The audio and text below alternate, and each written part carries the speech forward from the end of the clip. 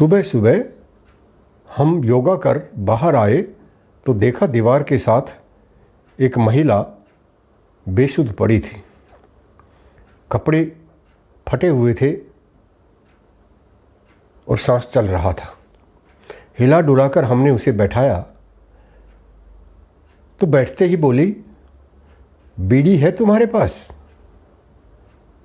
बातचीत करने पर पता लगा वह दिमागी तौर पर ठीक नहीं है। मैंने अपने साथियों से अनुरोध किया कि वो उसके पास रहें और मैं भागकर गाड़ी लेकर आया।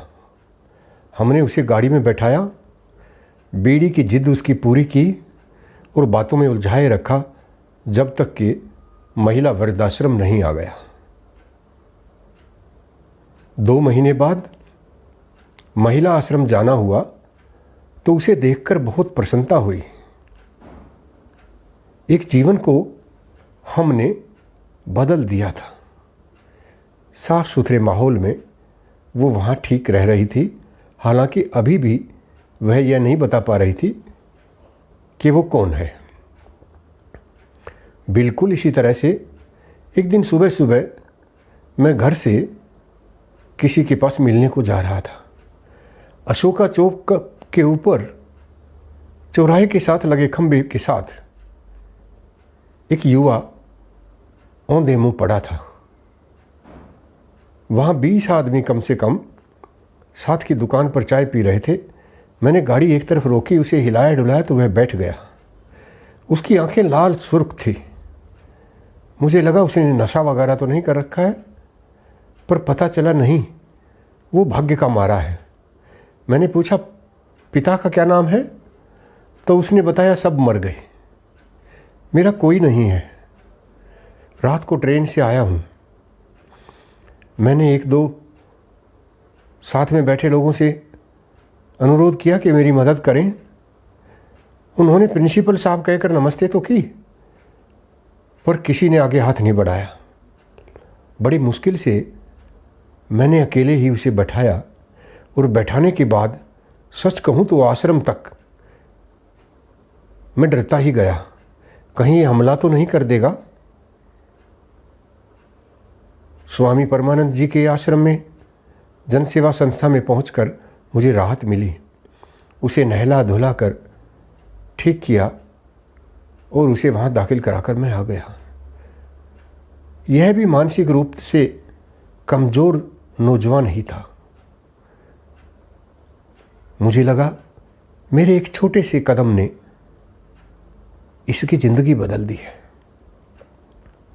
ठीक इसी तरह से 6-7 साल पहले सेक्टर में एक ऐसा वृद्ध घूमा करता जो होगा 56-57 साल का। दाढ़ी बढ़ी हुई, मैले कुचैले कपड़े, बदबू आ रही, और वह लगातार सड़क पर इधर से उधर घूमता। एक रात मुझे यूं ही चिंता हुई, इसका क्या होगा, ठंड आने वाली है। मैंने स्वामी जी से अनुरोध किया और सुबह उठते ही उन्होंने एम्बुलेंस भेज दी। लेकिन ये क्या, सारा सेक्टर छान मारा, बाबा नहीं मिला। बड़ी मुश्किल से लास्ट में देखा तो डॉक्टर की क्लिनिक की सीढ़ियों के नीचे बाबा छुपा हुआ था। हम 3-4 लोगों ने उसे वहाँ से निकाला और ज़बरदस्ती एम्बुलेंस में बैठा दिया। बात आई गई हो गई।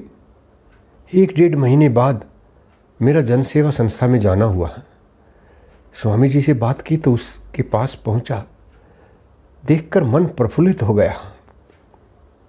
दाढ़ी कटी हुई, साफ सुथरे कपड़े, और मुझे देखते ही वह मुस्कुराया और मेरे कान के पास आकर कहता है, बाबूजी, बड़े भाई की बहुत याद आती है, तू अपने घर ले चलना मुझे। उसके बाद जब भी मैं जनसेवा संस्था में जाता उसे ज़रूर मिलकर आता। होली में उन कम बुद्धि के दिव्यांग बुजुर्ग बच्चे और बूढ़ों के साथ होली मनाने का मज़ा जितना मुझे आता है शायद ही इतना मज़ा किसी और त्यौहार पर आता हो। कुछ ही समय बाद मुझे पता चला कि उस बुजुर्ग के घर वाले उसे ले गए। मैंने तकरीबन ये तीनों बातें फेसबुक पर भी डाली थी। शायद इसी का परिणाम था कि उसे अपने घर वाले मिल गए।